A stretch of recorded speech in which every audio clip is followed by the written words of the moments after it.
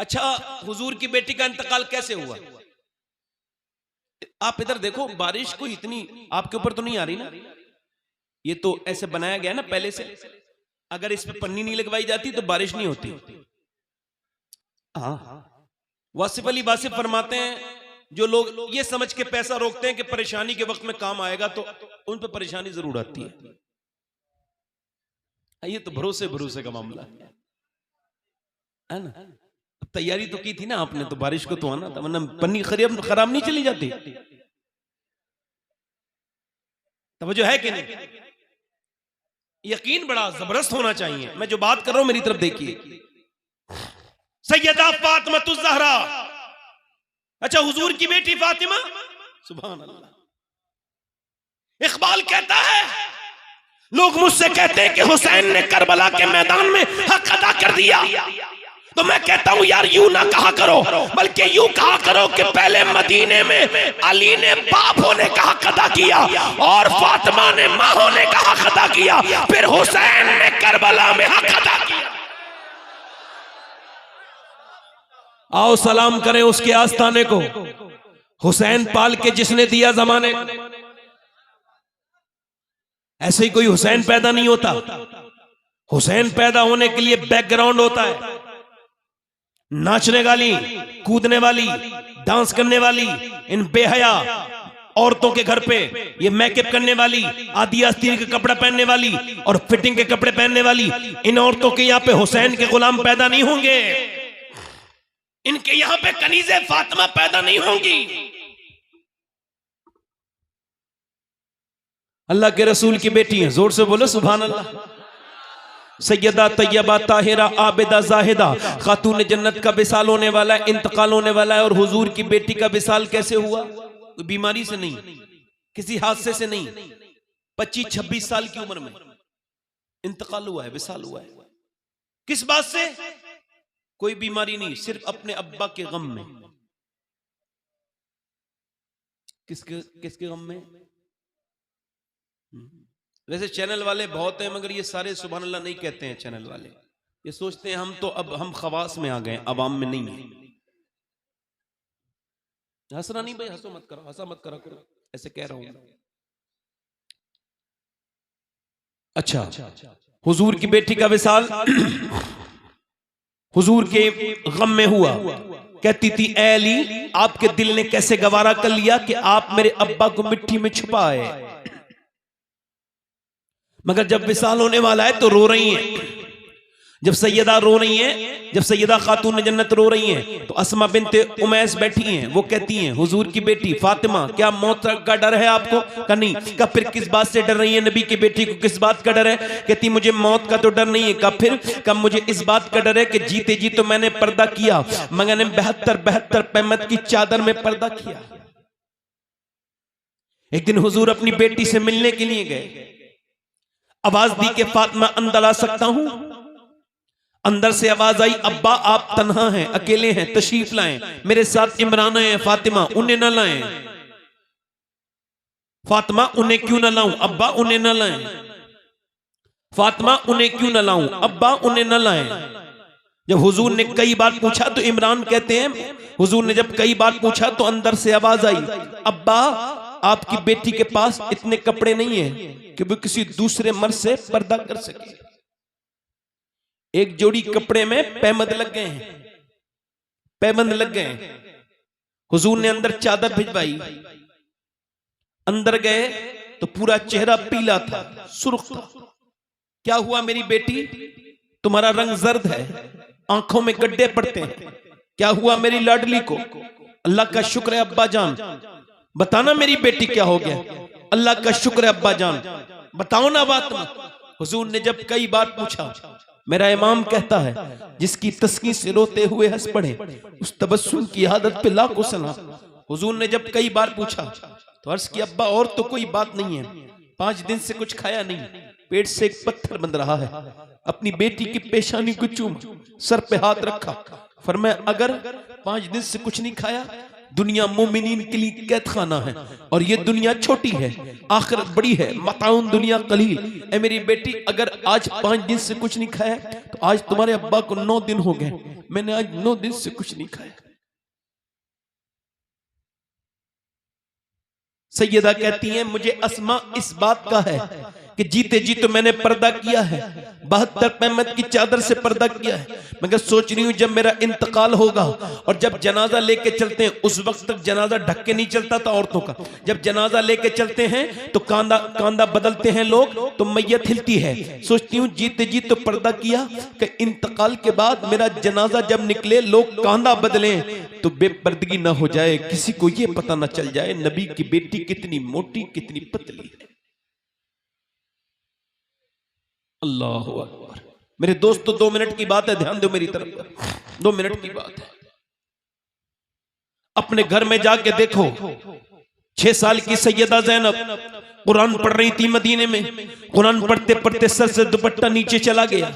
जब दुपट्टा नीचे गया, सैयदा ज़ैनब का दुपट्टा नीचे गया तो सैयदा फातिमा ने सर पे दुपट्टा रख दिया।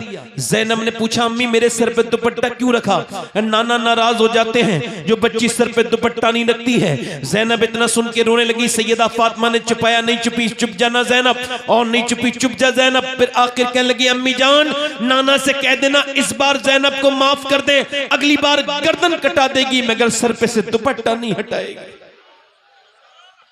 करबला के मैदान में ज़ैनब निकल के जा रही हैं। लो अभी तो महीना आने वाला है हुसैन का।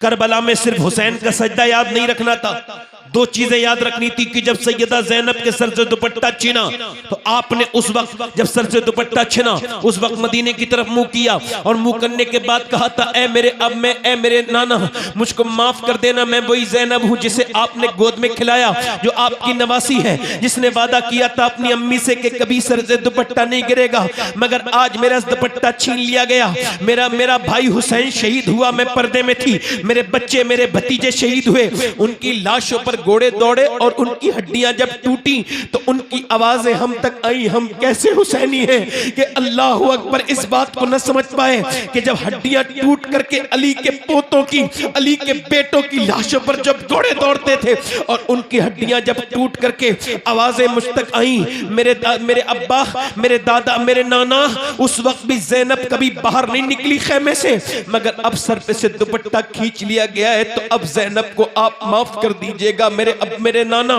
फिर अपने बाप अली की तरफ को मुंह किया और कहा मेरे बाबा अली मैं वही ज़ैनब हूं जब कूफे में चलती थी आप फरमाते थे इसके पैरों के निशान मिटाते हुए जाओ हसन हुसैन, मैं नहीं चाहता कि ज़ैनब के पांव के निशान भी कोई देखे, मगर आज आपकी बेटी के सर पे दुपट्टा खींच लिया गया है। ज़ैनब ने अपने बालों से अपना पर्दा किया और बालों से अपने चेहरे को छुपाया।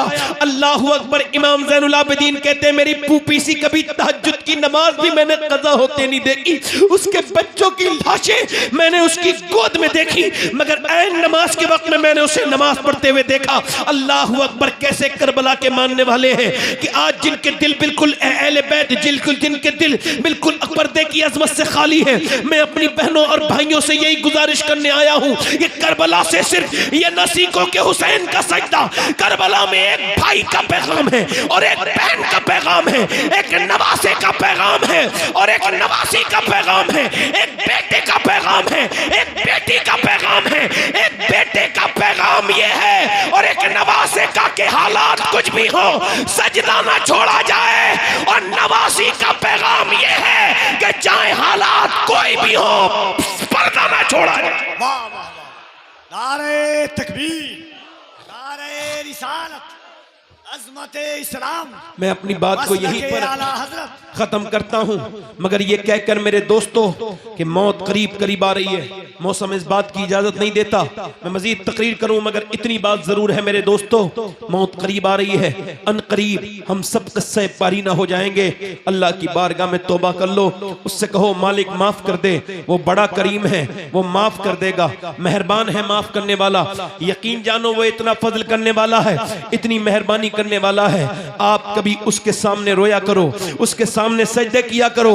अपनी औरतों से कहो कि सजदे के लिए अपनी औरतों से कहो कि मुसल्ले बिछा लो। अपनी बहनों से कहो कि अब वक्त आ गया है मेरी बहनों, अब अल्लाह उसके रसूल के दीन के लिए खड़ी हो जाओ। अपने अंदर तब्दीली लेकर के आओ, अपने रब को मनाओ। आप इधर देखो, ये आवाजें मेरी आवाज से ज्यादा थोड़ी है, मेरी तरफ देखो। अपने रब को मनाओ। एक हदीस शरीफ ये है, अल्लाह के रसूल फरमाते हैं, एक आदमी ने अपनी लाश में आग लगवाने के लिए कहा कि मेरी लाश में आग लगा देना। उसको आग लगा दिया गया, उसको दफन नहीं किया गया। वो उसकी लाश को उसने कहा था मेरी राख को फेंक देना जंगलों में, पहाड़ों पर, दरियाओं में। उसकी राख को अल्लाह ने एक जगह किया और उसको जिंदा किया और पूछा कि तूने ये बता कि तूने अपनी लाश में आग क्यों लगवाई थी, तू दफन क्यों नहीं हुआ? कहने लगा मालिक मैं इतना गुनहगार था, तेरी बारगाह में हाजिर होने के लायक नहीं था। तो अल्लाह से तू क्यों? इस वजह से मैंने अपने अंदर आग लगाई कि मैं तेरे सामने खड़े होने के लायक नहीं था। अल्लाह ने फरमाया ए बंदे मैं तुझे क्यों न बख्शूं जबकि तू बिन देखे मुझसे इतना डरता है। मौत से पहले उससे तौबा कर लो, उसके सामने रोया करो और उसके सामने गिड़गिड़ाया करो। अपने आंसुओं को अल्लाह के सामने रखो, सजदे करो। कितने लोग ऐसे हैं जो हुजूर के नाम पे गर्दन कटा देंगे? दोनों हाथ उठा के बताएं। बारिश तेज हो गई, हाथ उठा के बताएं। उलमा से नहीं, सिर्फ पब्लिक से। कितने हाथ हुजूर के नाम पे गर्दन कौन कौन कटा देगा? नीचे हाथ कर लें। जो गर्दन कटा सकता है वो कुछ भी कर सकता है हुजूर के नाम पे। कितने लोग ऐसे हैं जो गर्दन भी कटा देंगे और आज से हुजूर के नाम पे पूरी दाढ़ी भी रखा लेंगे। इस महफिल में खड़े हो जाएं वो लड़के खड़े हो जाएं जो पूरी दाढ़ी रखाएं।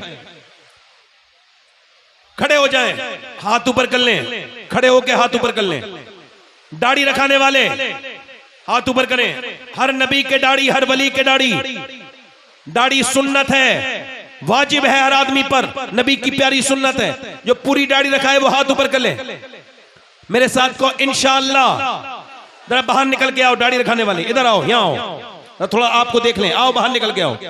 सिर्फ दाढ़ी रखाने वाले, कोई बच्चा ना आए, कोई बड़े आए जिनके दाढ़ी आ चुकी है और आज से पूरी सुन्नत रखाएं, वो बाहर निकल के आ जाएं। कोई जज्बात में खड़ा हुआ आदमी नहीं आए। एक सुन्नत पे 100 शहीदों का सवाब है। आगे आओ, आगे आओ। चलो माशाअल्लाह, हाथ ऊपर उठाओ।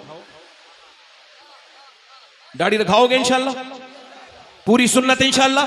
आज तक जिए थे सभी के लिए, फैशन के लिए, दुनिया के लिए, मगर अब जिएंगे नबी के लिए, जो कि ताजु शरिया कह के गए हैं। जिंदगी ये नहीं है सभी के लिए, जिंदगी है नबी की।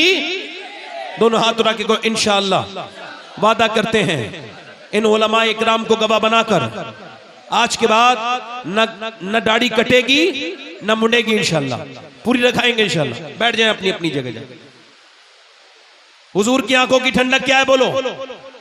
इंशाअल्लाह नमाज की पाबंदी करेंगे, इरादा करते हैं। करबला वालों के नाम पे को नमाज पढ़ेंगे इंशाअल्लाह। दोनों हाथ उठा के इंशाअल्लाह, दोनों हाथ उठाओ इंशाअल्लाह। बारिश हो रही है अल्लाह की रहमत में, रहमत को गवाना के को इंशाअल्लाह नमाज पढ़ेंगे इंशाअल्लाह। अपनी बहन बेटी को पर्दा कराएंगे इंशाअल्लाह। और अपनी तन्हाइयों को पाक करो, क्योंकि बारिश हो गई और मुझे भी 1 घंटा हो गया तकरीबन। मैं अपने रब से तौबा करता हूँ। आपका बहुत शुक्रिया, आपने मेरी तकरीर सुनी, मगर उठ के मत जाइएगा, मैं भी यहीं बैठा हूँ। सब लोगों के साथ तौबा करें। अस्तगफिरुल्लाह रब्बी मिन कुल्लि ज़म्बिन व अतूबु इलैह। पढ़ लीजिए ला इलाहा इल्लल्लाहु मुहम्मदुर रसूलुल्लाह। मेरी जिंदगी का मकसद तेरे दीन की सरफराजी, मैं इसीलिए मुसलमान, मैं इसीलिए नमाजी। इस्लाम जिंदाबाद, मसलक आला हजरत पाइंदाबाद।